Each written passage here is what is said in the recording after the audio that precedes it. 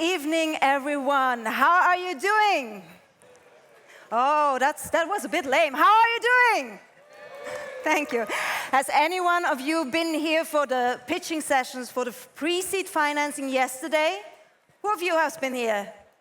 No one? Oh, some here. Okay. The quality yesterday was really, really high. So my expectations for today are even higher. A warm welcome to the pitching session for the seed financing round. In today's session, we will hear 6 pitches of early stage, or not that early stage startups anymore, and a jury of experts will decide who will win this competition. Over 40 startups applied for this competition tonight. And for the very first time this year, we also held a public voting. And the startup with the most votes from the public voting qualified for the pitching session today as well. Another startup was qualified via Launch Control, which is an incubator and accelerator from the home of innovation. And the remaining 4 startups were selected by our top-class jury. The best 3 pitches will receive a prize of 2,000 francs for the 3rd place, 3,000 for the 2nd place, and 5,000 for 1st place. But that's not all. We heard it before. The winner of tonight will be qualified automatically to the Startup World Cup, which will be held in San Francisco in October 2025. And the winner there will win $1 million. Isn't that insane? Okay, let's get started. Please welcome the jury. Warm applause for Andrea Buhofer. Please give her an applause. She's managing partner at EquityPitcher Ventures. Hello, Andrea. Next up is Luca del Medico. Hello, Luca. He is in an investment team at Redalpine. We also have in the jury Georg Schumacher. Hi, Georg. He is principal partnering and investing at Axpo. Next up is Claudius Stammbach. Hi, Claudius. Been here last year as well. Project lead at Medico M&A. And last but not least, Teddy Amberg. Come on, applause for Teddy. Hi, Teddy, founding partner at Spicehaus Partners. And someone is missing. Andreas Goeldi, unfortunately, is sick, so we are only 5 in the jury today, but nevertheless, I guess the jury is still full on. So, hello, everybody. So, and this is how it works. Every startup gets 3.5 minutes to present their idea. Afterwards, the jury gets 5 minutes to pose the questions for a Q&A round. And after we heard all the 6 pitches, the jury will consolidate their results. The winner will be announced tonight at the closing session, so later on. So, I guess the heart are beating fast backstage. Let's welcome the very first startup to pitch. I welcome Crowdtransfer with Richard Lauper, Roger Grossenbacher, and Leroy Bechtold.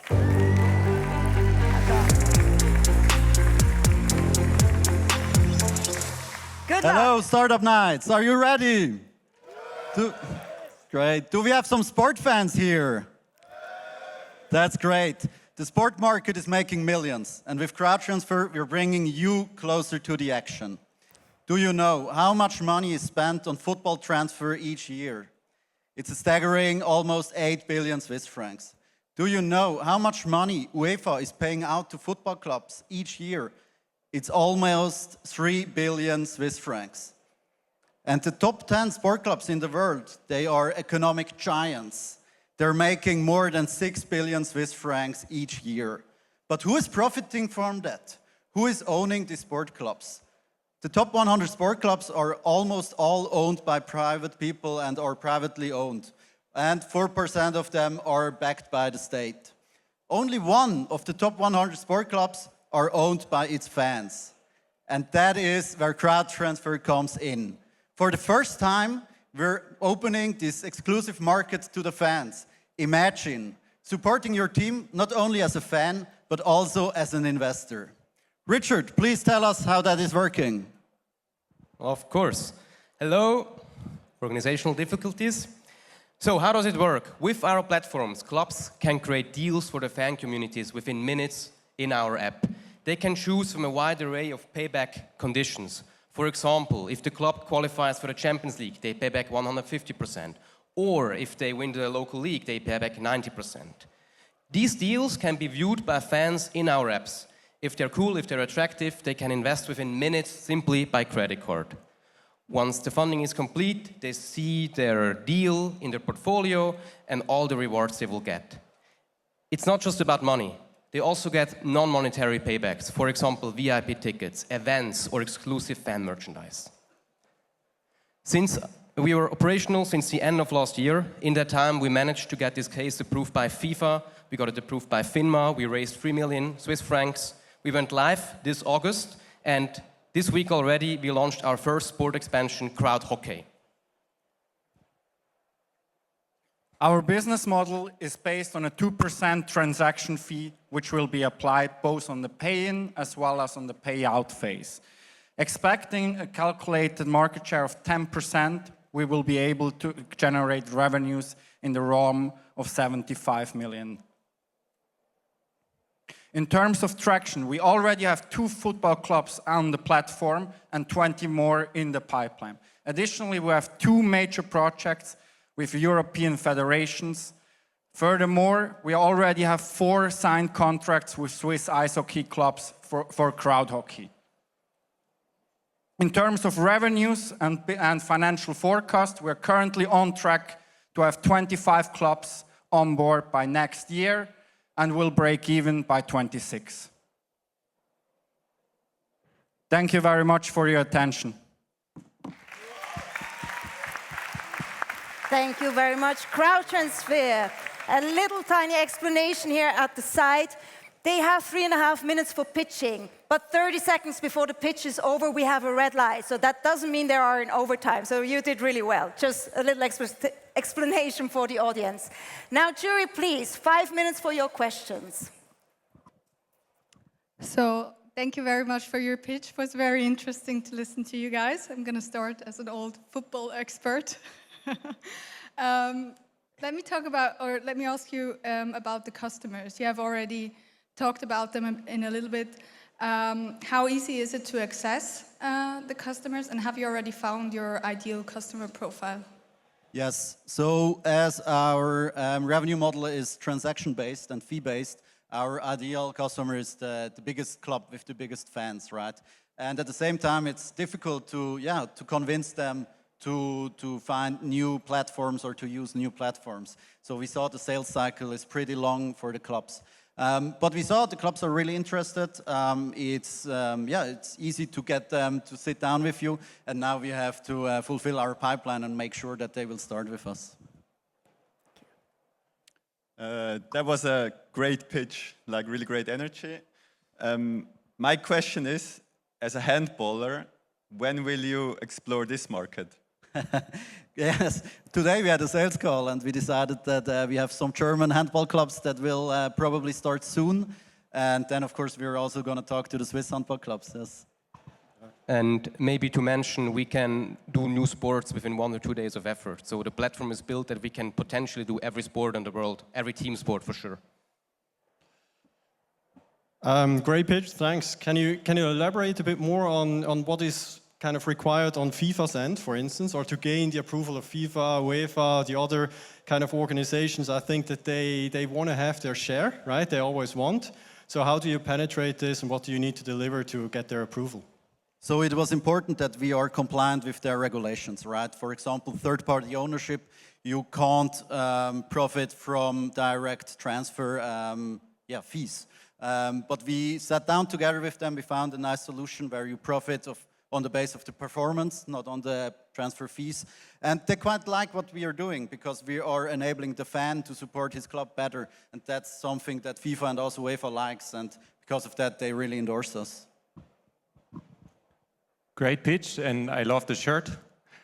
So this is a B2B2C business model, right? So one part is acquiring the clubs, and the other one is then getting the people to download the app and to invest. So how are you going to go about that? So as you mentioned, it's B2B2C, and we think the football club has the best access to his fans.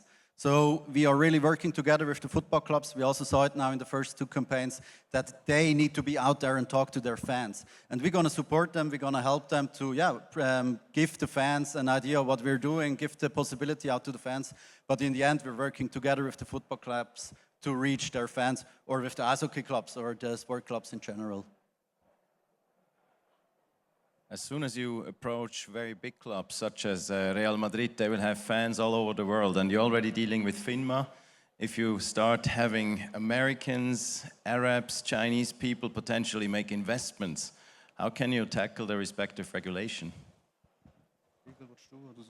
As of right now, we did a full legal check with a Big Four company for the DACH region, and now we're basically doing opportunity-driven. If we have very strong sales signal in a specific country, we will start onboarding this country.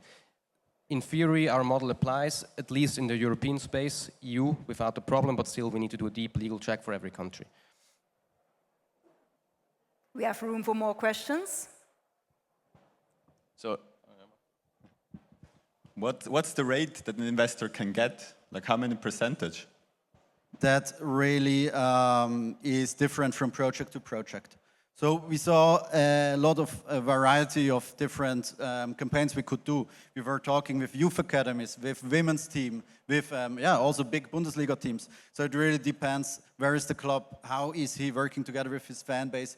Do the club wants to do something that is really attractive for investors and fans to really get as many on board as possible? Or is it almost more like a little bit of support, donation, so that the club gets more funds and can do more things. So it's really different from project to project. But a rough range, maybe? So with the current campaign, one of the reward structure is if the club gets to the Champions League. And if a football club gets to the Champions League, they get 25 millions upfront money. So it's a lot of money they can give the fans back. So in that case, we were able to double the money of the investor, for example. Okay, thank you so much. Time for Q&A's up. Big round of applause for Crowdtransfer, which, by the way, I forgot to mention, came here for public voting. Yeah, bitte. Thank you. So next up is still somehow sports-related, not somehow, it's sports-related. I welcome Olivia Zumhofen, CEO from Hooq, who is creating climbing shoes based on our all uniqueness. Welcome, Olivia.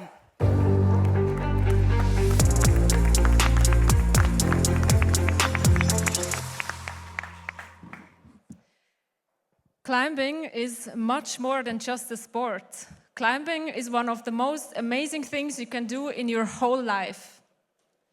Although climbing is mostly associated with strength in fingers and arms, your feet are actually as important. To embrace the highest potential in your climbing, you need climbing shoes that allow you to stand on the tiniest structures of the wall. But climbing shoes also have a dark side. They can be very painful. Because human feet come in various shapes and sizes, and climbing shoes are usually worn super tight, like 3 to 5 sizes smaller than your everyday shoes. 3 to 5 sizes smaller.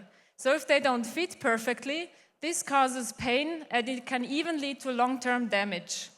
That's why we, as Hooq, develop custom climbing shoes that are simply based on your uniqueness, the best fitting climbing shoe that you have ever worn. But customization usually takes a lot of manual handwork, which makes it expensive. With our digital approach, relying on cutting-edge technologies such as 3D scanning, automated design algorithms, and digital manufacturing, and our own customization software, we make customization uniquely efficient and affordable. So how does it work? First, you scan your feet, and you configure your shoe according to your needs. Based on this information, we customize your shoe automatically and digital, and then produce it with our production partner before it's delivered directly to your doorstep at home. The climbing sport is a huge trend sport with a large community worldwide that is even growing bigger every year. Alone in Switzerland, there are over 300,000 active climbers, And worldwide, we're talking about 40 million active climbers and 4 billion market size. And also the future is on our side with a growing market of 15 to 20% every year. Next year, in 2025, we will launch our B2C product, the custom climbing shoe, that can be ordered online on our platform and is produced on demand. In 2026, we want to make even more use of our customization software and offer a B2B customizing service also for other shoe brands to get access to the huge worldwide footwear market. We are a team of passionate engineers and entrepreneurs, but we also have very unique foot shapes, and so we have a lot of experience in painful feet already. But we are also passionate climbers, and we have a huge knowledge in digital technologies, so we can make all of this happen. To scale our business and get to the next level, we need your support and investments of 500 to 750 Swiss francs to scale our business, grow our team, get on the European market, and launch our B2B customizing service. I'm Livia from Hooq. Thank you very much, and take care of your feet. Thank you, Livia. You've got me hooked for sure. So now we have 5 minutes for the Q&A. Happy to start. Thanks for the pitch. First I thought, wow, customized shoes in climbing, that's difficult, but we already have a shoe unicorn out of Switzerland, so I guess everything is possible. How much vertically integrated will you be? I mean, I understand there's a software component where you measure the feet, etc., but then it goes all the way down to production of the shoes and to logistics. So there's a big spectrum and a lot of work, I assume. Where do you put your initial focus? So at the beginning, we offer semi-custom climbing shoes. That means we have a shoe shape library, and with the 3D scan, the shape is selected that fits best to each foot. That makes it easier for the production because it's closer to the production that we already know, or that it's closer to the case that the production already knows. But it's still a big difference regarding comfort, and it gives a vision of what is possible with a fully customized climbing shoe. Some other questions? Yes, please. Yeah. I'll continue. Thanks for the pitch. I was wondering, I'm not a climber myself, so I was mostly interested in beyond climbing. And there, can you tell me something about how defensible your product is in comparison to other existing solutions? I imagine that all the bigger shoe producers worldwide are working on something similar, especially in the more technical directions, running shoes, for instance, and any sort of specialty, right? So can you tell me how you go there, and then also how defensible your approach is? Yes, so currently there is a few customized shoes on the market, but they're mostly based on handwork.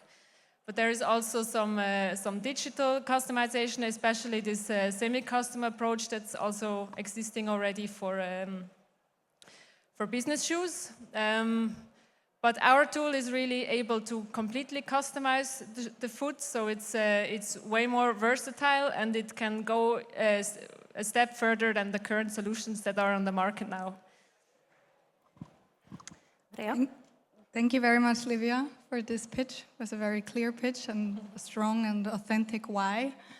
My question is, how is the quality and the reliability of the 3D scan that you take of a foot? And do you have a lot of returns from your customers because it's not perfectly shaped? We're not on the market yet, so we don't have any returns yet.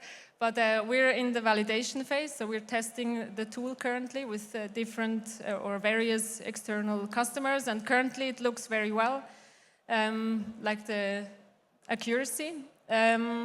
Yes. Yes, works very well so far. Thank you.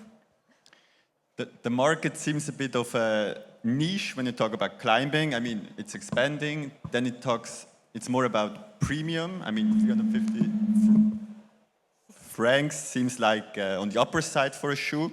I'm not sure how expensive normal ones are, but this seems to be, or has to be, an international play. Otherwise, it won't work. How will you go about that? Yes, so currently we have a stationary scanning system where we scan people's feet. And our next step will also be to integrate a mobile scanning app so that the people can scan their feet on their own. So it doesn't have to be site-specific anymore. But it's important to have this closeness to customers currently to really get their feedback and their needs. Yes, but on the long term, we want to scale with the scanning app and the completely automatized process also on the platform. Yes. Given that it's a niche, a nice niche, a growing niche, but what is your go-to-market approach, your distribution channels? How are you going to get the people to get the shoes?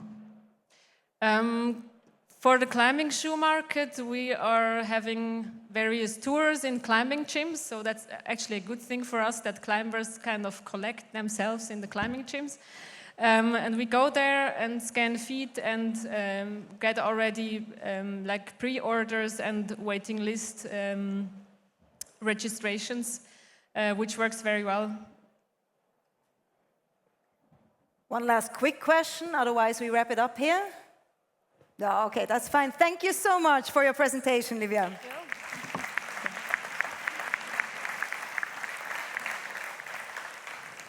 So the next startup is thinking about when you have a team member leaving your company and all the knowledge is gone as well. Please welcome with Rimon Technologies, Cordian Kaplazzi and Michael Blickensdorfer for their presentation.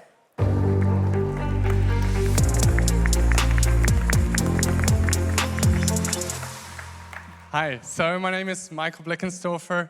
I'm the CSO of the ETH spin-off Rimon Technologies. We focus on preserving valuable expert knowledge in the manufacturing sector. So let me explain this by introducing to you Walter. Walter has been in the company working for over 20 years. He's in his 60s, and he's actually the go-to person when it comes to fixing and maintaining machines. Walters, like Walter, they are essential to keep production companies running smoothly. So there is not only just one Walter, it's not symbolic. Like with every client we work with, they have a Walter, they have this expert. It might be called Beat or Urs, like at Zender, but they all have this common problem of Walter. Because Walter at some point is retiring. And not only him, but also his knowledge. And this has a direct impact on production. Machine breakdowns, downtimes, and delays that cost the companies over $1.5 trillion annually. And this is because Walter is missing and the new workers, they rely on him and they consult him when they need to solve an issue. And this is where we step in. We are digitizing Walter. So all his expertise from the 20 years, we can digitalize it in average of a week. So how do we do that? We already have companies, leading companies in this, where digital Walter is based on existing documents, but also on videos. So the experts themselves record what they are doing, their own work. We feed it then back into digital Walter, transcribe it, and the next time a new worker needs to access information, very detailed, very specific, he gets back not only the information based on the documents like manuals, but also on video snippets. So he has a direct information, visual information, how to conduct and get his job done even faster. When we look at the competition, our competitors mainly focus on fixed video camera systems, but also on only limited text-based information. With our solution, we combine both of best worlds, the documents and also the videos. So let's zoom into the market. Basically, we have two leading companies, Bachmann, where we work together, and also Gurtner, where we've already successfully implemented Digital Walter, and where we already have signals that they are going to further enroll this product across the company. When we zoom out, we also see that in our pipeline and in our ARR protected, that we're going to close several new customers in the upcoming months. But this is not possible without a great team that we have here and an advisory board that helps us to make us thrive. So we're looking for 1.2 million. You can scan the QR code, get in touch with Cordian, or come at our booth just around the corner. See you there. Thank you. Thank you so much, Michael. I hope there will be a digital Waltraut as well, not only Walter. I already introduced Cordian. You're here for the Q&A. Please. Oh, hi, everyone. So, the 5 minutes for the jury and the questions, please. A cool presentation about Walter, Beat, Urs. Very, very understandable. Well done. I wonder how you actually do it. Like, do you put a headset on the guy and watch him 24/7, and then AI would transcript everything he does? Or how does it work in practice? Yeah, so we try to keep it very easy to use. So they can record with a body cam while they're working. So they don't have to sit down, write down their notes. Then they upload the video, and our platform does the magic, transcribes everything, and makes it searchable, this video. Thank you guys for the pitch. My question is, does your solution replace a good training of new employees, like in the onboarding process? So we try to support the onboarding process there. When the newbies have questions, so they don't have to find Walter somewhere on the shop floor, they can just ask Digital Walter and be more work by themselves and don't be depending on other people in the company. Yes, please, go. Follow-on question maybe to the first one there. Help me understand your product a bit better there in terms of how is it different from a, let's say, simple notebook, right? Where I just record a video, record a transcript and put it in there and leave it there for someone else to kind of, read and watch through it. Is there some sort of quality control aspect or so that I'm missing here, or kind of where's the edge? Yeah, so actually when you talk to companies, I can give you an example. One of our customers, they have a Word document where they just put in all the information, and that works in the beginning when you have like 1 or 2 pages, but when you have 70 pages of information, it's very hard to find the exact information that you need. The same goes with a manual of 500 pages, and with our help, you can precisely get the information context that you need in your work process, where you might have already a clue what you want to have, so you get information much faster. And what we can also do, we can detect knowledge gaps, so we can see what is being asked, what can Digital Walter answer, and where isn't he able to do that, so then we can fill up these knowledge gaps. Thanks, good presentation. Any good tool is only great if there's actually people that use it and that want to use it. So how do you get the blue-collar workers to want to use Digital Walter? Yeah, that's a very good question. And Digital Walter is also came about when we were working on the shop floor with the end users. So we've been working with one of the companies many weeks. On the shop floor, we tried different ways, different cameras, headsets even we tried out that just didn't work. So it was the baby of working together with the end user, and that makes it very easy afterwards for them to use it and be, roll out to be very quick and successful. Yeah. Some more questions? Do you necessarily have to be integrated into other systems, such as where the manuals are stored, sort of internal learning management systems, or can it be a standalone? Because I'm assuming your clients need to be sort of ready for what you do. Should I? Yeah, I can answer. We've asked these questions ourselves multiple times. Actually, we are kind of like a connector to existing systems. So we integrate into Abacus, which is one of the biggest ERP systems for SMEs that works pretty well as SharePoint. So we help actually to make the onboarding process and usage of our platform very easy so that the customers don't have to be concerned where they should store the data. Maybe a bit of a follow-on on that one. Let's say I'm a Walter and I don't like the idea of having a body cam on me and someone recording my voice. How do you deal with these types of Walters? Yeah, I mean, there's always these people that is hard to engage from the beginning on. We start off with the people who are already very interested in the topic, and then when other people see it, they also want to try. We saw this already at one company, that it's very easy, this kind of pull. If other team members use this new technology, at some point you're interested and they will jump on board as well, yeah. You good?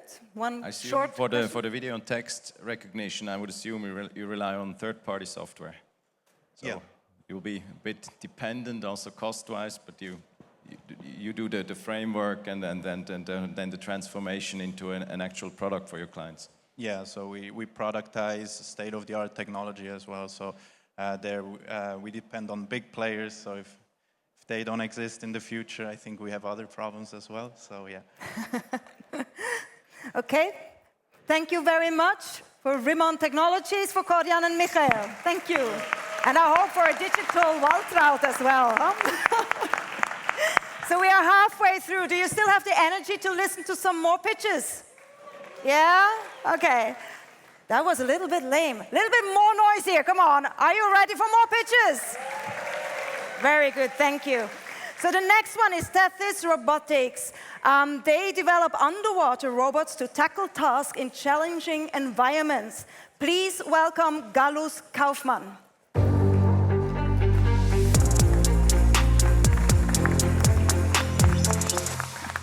So, hi everyone. My name is Gallus, thank you very much for the introduction. So we build compact underwater drones to optimize inspection in very rough waters.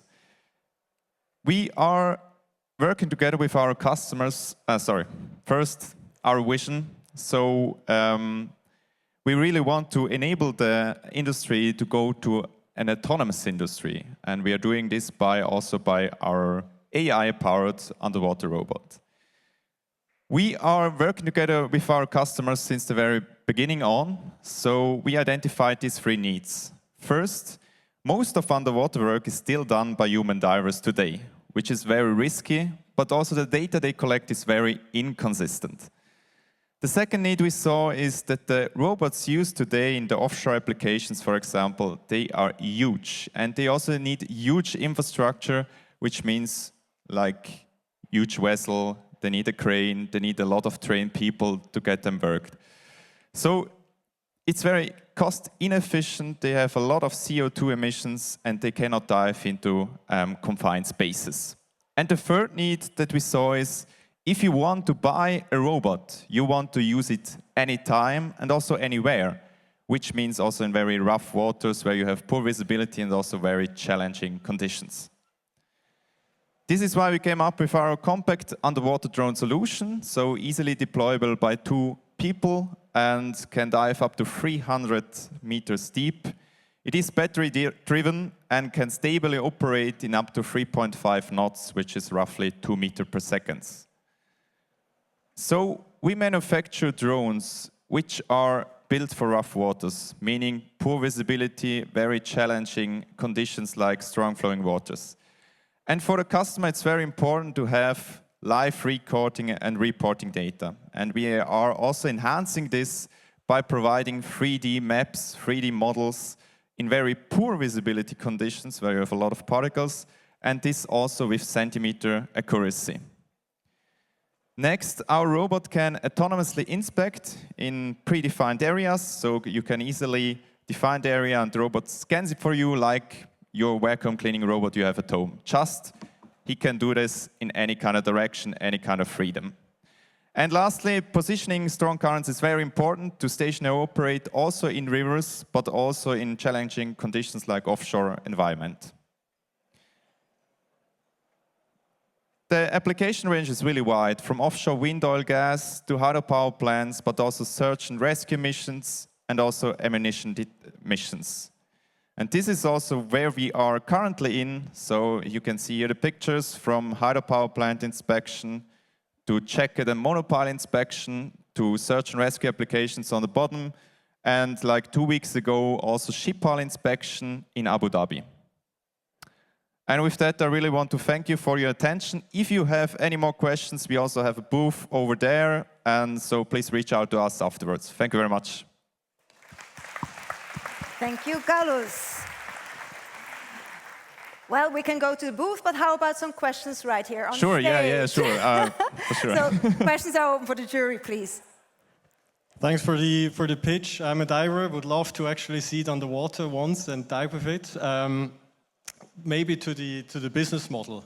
Do you already have traction, customers, and how do you earn money with it at the moment? Is this the kind of a inspection as a service model, or how do you go about it?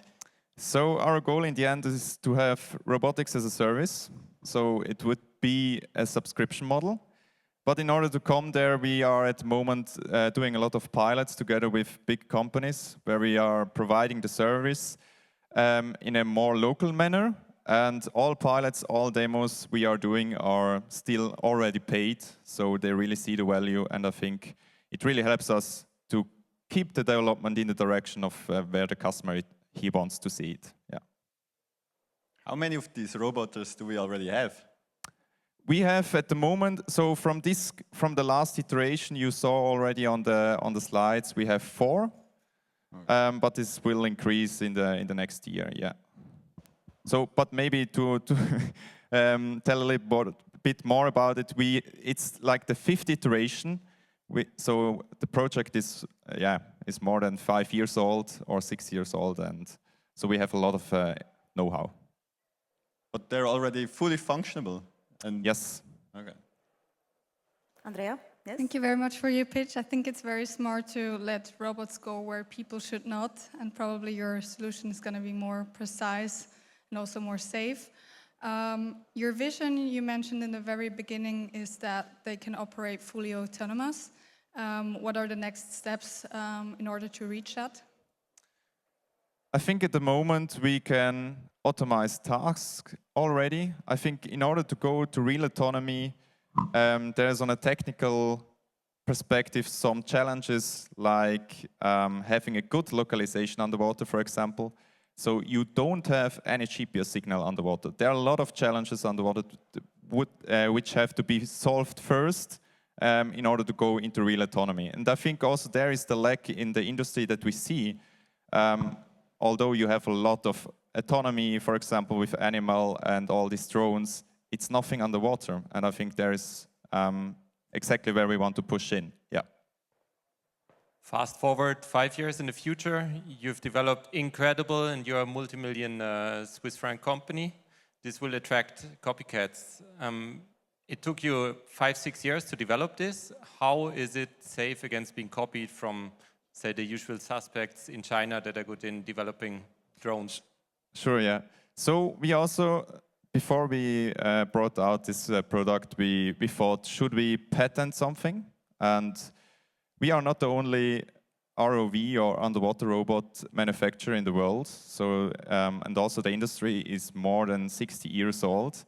And it's also not the hardware which differentiates us from the customers. It's more definitely on the software side. And this is also where we decided to keep it as a trade secret, to also encrypt everything. And I think this is like one of the part like which save or will save us the innovation in the future. We have time for more questions, please. Maybe a technical question out of interest. What kind of sensors do you have on the robot, right? The inspection, is it mostly image-based? Are there other sensor capabilities? How does this translate to the kind of theaters you can operate in? And just a little bit of more context there. Sure. So we have a lot of sensors integrated, as you mentioned. It's not all about visual cameras. We have a lot of acoustic sensors we are using. And I think also the acoustic sensors are really important to get in the end the real autonomy. You have to know what's going around you. And we also have some kind of localization sensor which helps us to also georeference us in underwater missions. And I think it's all the combination which makes us unique and which also allows us to enhance these 3D maps we provide in also very poor visibility conditions. Are there more questions? Okay, so I think we're good for now. Thank you so much for this compelling presentation, Gallus. We are at our booth. Thank you very much.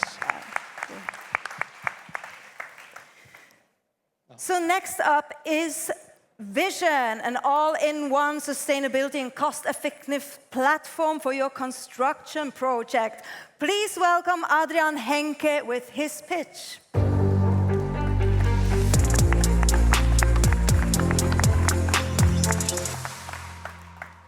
Hello everyone.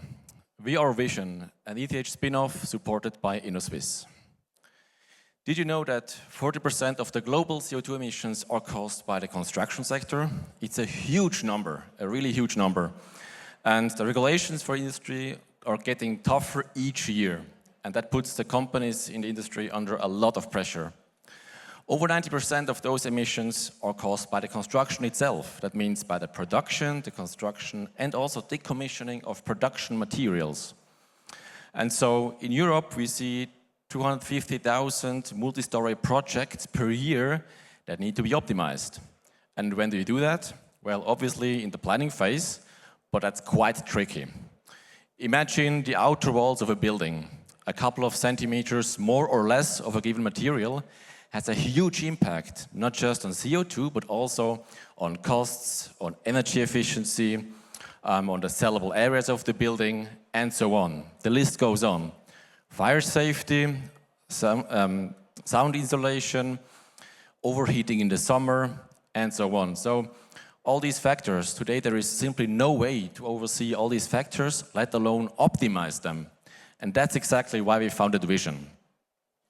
Vision is an AI-based SaaS solution for project developers and engineers that allows them to optimize their projects early on, continuously, in all the planning phases for new buildings as well as for renovations. We got our product approved for the Swiss market just mid of September, and we are now the very first 3D and BIM-based SaaS solution in the Swiss market. Our technology allows to onboard 3D models very quickly, an efficiency gain that saves up to 50% of the manual work that is involved today. And our app suite of different apps allows to, for the first time, plan the project and optimize them across different topics such as energy efficiency and so on. All those apps, 15 apps in total, all within one single platform. And last of all, the AI Copilot allows to optimize the project and help the teams identify the sweet spots in the given project. We have a pipeline of clients, and 40% of our clients, we just won them in the past 8 weeks. And many of them closed not just one deal, but multiple deals. We are a team of engineers, architects, and software developers, and we are all of us super thrilled to continue in this journey. We are supported by a strong board of entrepreneurs and advisors in the topics of AI, engineering, and the whole B2B SaaS topic. And this year, we're raising 1 million Swiss francs to support the continued growth in Switzerland, but also to prove that the product works across different markets. For example, in Germany, which is the next step. So, yeah, that's it. Thank you very much. Thank you very much, Adrian, for your presentation. Please, jury, your questions. Thank you very much. Very engaging. I was wondering, you were talking about optimization, and I didn't quite get what specifically you optimize, right? Or what you can optimize there. Is it the material itself? Is it the composition of different materials? Is it the costs that a developer has? So in which direction are you taking this? Maybe first question, and then a second question, if I may. How does your tool integrate into probably existing tools that are already in use for planning buildings? Yeah, sure. So let's think again about the let's say, problem statement where you see that they build up the walls with the different layers in there. And you see there that there are different topics involved. And on our platform, we strive to include the energy efficiency, the calculation of the costs. All those topics are part of the whole platform. And so the product that was now certified in mid of September was about CO2 and grey energy. And we have 3 more apps for energy efficiency, for costs, and for simulations, which are in beta phase right now, and they will be released in Q1 next year.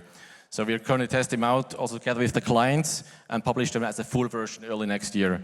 And so our goal is to really expand the portfolio of the platform, because you know, in the end game, the platform will win which has the broadest portfolio of apps, really to allow the engineers and the project developers to see the impact of the small changes in the plan. Sorry, I forgot the second part of the question. Maybe you can repeat that one. Can you repeat, please? The second part was how it's integrated into existing workflows in the industry there. Yeah, so in the industry, we are using the 3D models that are saved as IFC formats. Every CAD solution like Revit or AutoCAD can export them, so it's an open standard, and that's the input to our platform. So we work with open standards, and when people work on the platform, they can also export it back with the same open standards. That's important to us. Thank you very much for your pitch. I can assume that in the construction projects there are many stakeholders that are involved in a problem, so it makes the problem very complex. So you have air, heating, you have architects. Is there a vision to bring all of these stakeholders on your platform? Yes, absolutely, but it's a misconception to think that we solve all those topics ourselves. Our strategy is to roll out and integrate existing players that are already established in the market. So we integrate them via API. For example, the whole energy efficiency calculation is done with a partner in Lucerne who does the calculation. We integrate them via API. We just provide a seamless user experience across the whole journey to our end users. And so we want to grow very fast by integrating all these players and providing it to a central platform that allows for the very first time to do those variant studies in a very interdisciplinary fashion. Let's say I'm a journalist and I've been mandated to write a mean article about your company. Nice. What would I be writing? Why shouldn't it work? You should be writing that the industry is really stuck in a huge problem since like 15 years. They have invented stuff like BIM, which is about digital modeling of buildings, and they've gone nowhere, right? The industry is stuck. Even today, they really haven't tackled and solved this core problem. It's still there. And so now it's really another opportunity, because with the regulations, the pressure from regulation, with sustainability, again, that's the opportunity to jump in and solve that problem at the heart. So I think that's the major story to show, yeah. Good How well is that really possible today? I can only imagine the complexity. If you change one thing, it has interdependencies, etc., etc. Is it more a rough estimate, or do you really have all the data through APIs, etc., that you can tell exactly, I want to save so much CO2, it will cost me that, and the building will be 2 centimeters taller and the balcony less strong, etc.? That's a very good question. We thought long about which planning phases do we want to cover, just the early ones or maybe the later ones. And we realized that if we only focus on the early phases, the problem becomes useless as the project continues. And so we said, we start at the end of the planning phase, when you certify the buildings for the labels, right? When you need to have the high precision. And then we bring that precision forward to the earlier phases, such as architecture competitions or variant studies, because then it's really, it's a rock-solid product that everybody just needs to have. And that's the strategy we are following. One quick question. I see your face, Georg. You want to ask? Yeah, building is a complex thing with many stakeholders. We've had that. How can you scale this with keeping the complexity on your side low? Yeah, the key to this is to really make sure that all those calculations are done by third-party suppliers for all the given topics, and you keep just the role of transforming the data to be able to feed them, right? To feed their APIs so that they can do the calculations. If you would, as a company, try to cover all those topics on your own, really, with all those certifications and also the changes that happen each year in the regulations, No way, you need to have like 500 employees at least to cover just the Swiss market. But if you say we focus on being the data hub that enables this connectivity, that's the key and that's what we're focusing on. Okay, thank you so much. Time is up. Thank you for the good questions and for a very nice pitch. Thank you, Adrian. So we are already coming to our last pitch for tonight. The next one is Citus, and they improve personalized skin care with data-driven technology. Their device, the Nimble, is exceeding current industry standards on sensitivity and accuracy. That's what they claim. Please welcome Bettina Thum from Citus.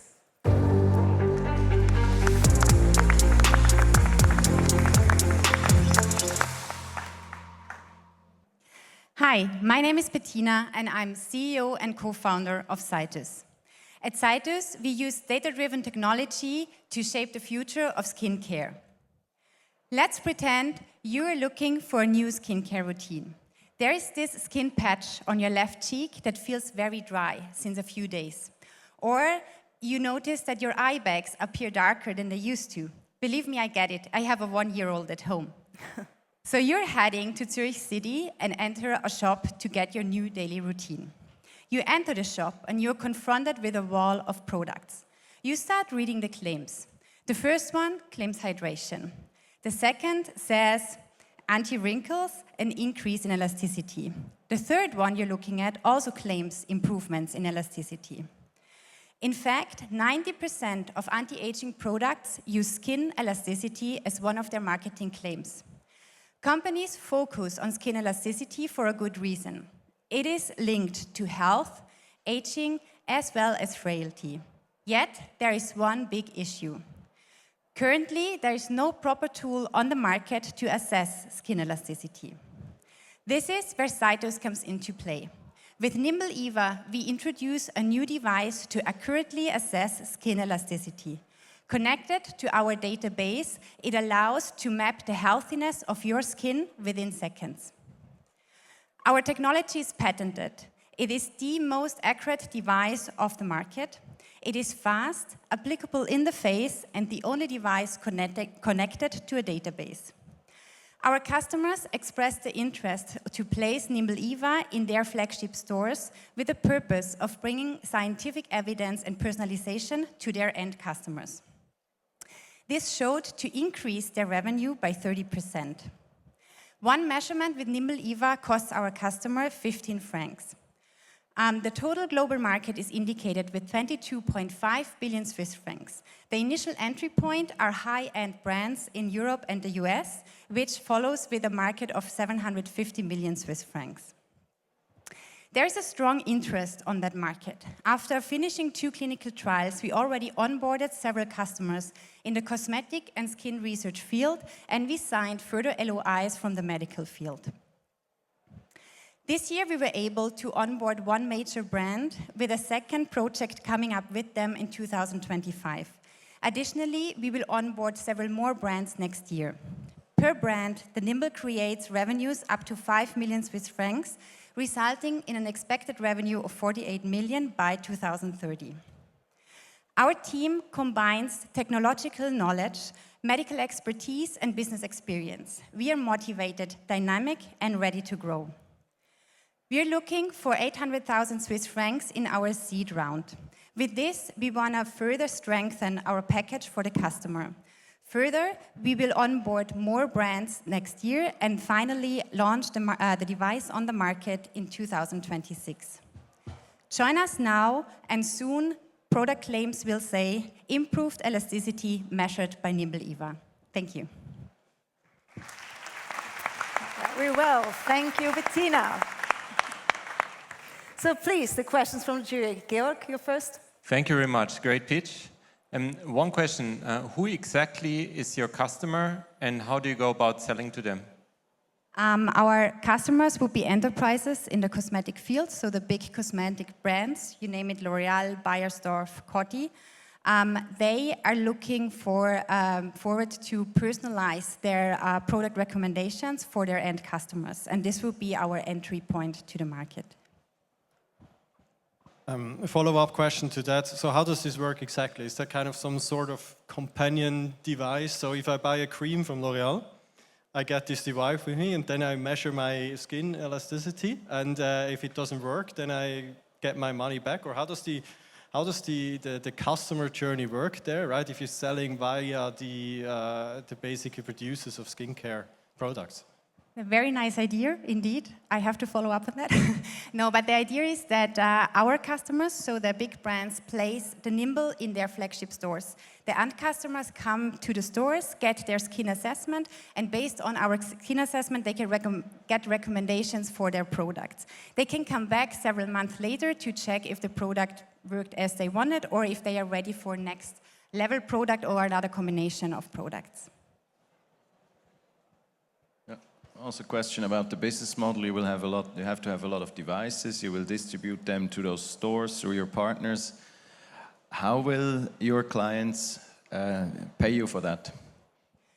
So in our financial forecast, we foresee that we give the measurement station, with a 100% discount to our customers, and they pay per consultation. That means that also per consultation they need to use a new disposable, so that the part that touches the skin is a disposable article, and this is charged with 15 francs per piece.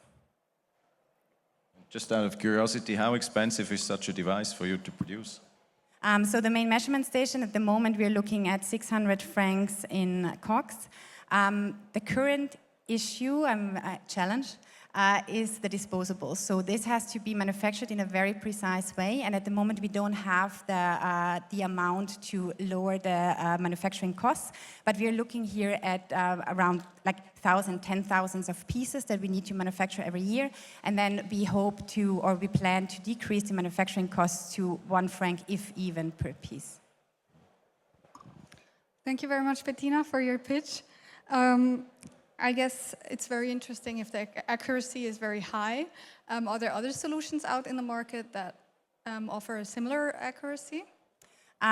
No, there are other solutions that do similar things than we do, but we are more accurate in the way we are measuring. We are faster than them, and one specific part is that we are the only ones connected to a database. The cream industry, I would say, is not famous for being scientifically reliable on their marketing claims and what they write on their boxes. So I see potential conflict of interest there. Like, you want to show low skin elasticity if you're the brand, and you want to show the correct measurement as a scientist. So how do you solve this?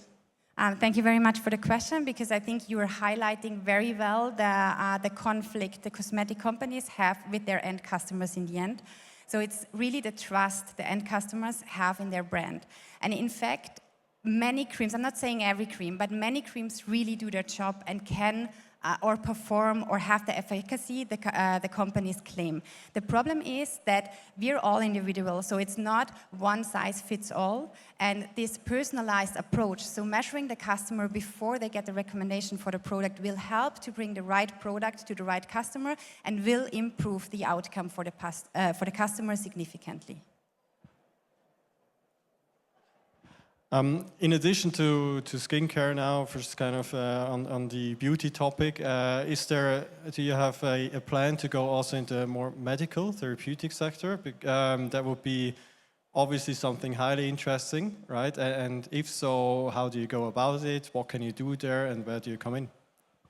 In fact, we come kind of from a diagnostic perspective with the company. We already have clinical trials where we showed that we can early detect skin fibrosis, for example. We do have several indications where we know we can have an impact on the patient journey and monitor them and get an early diagnosis. The main issue there is very well the medical device certification. So we are planning on first tackling the cosmetic and research market, where the certification barrier is just way lower, and then come around with the medical device certification at a later time point. Okay.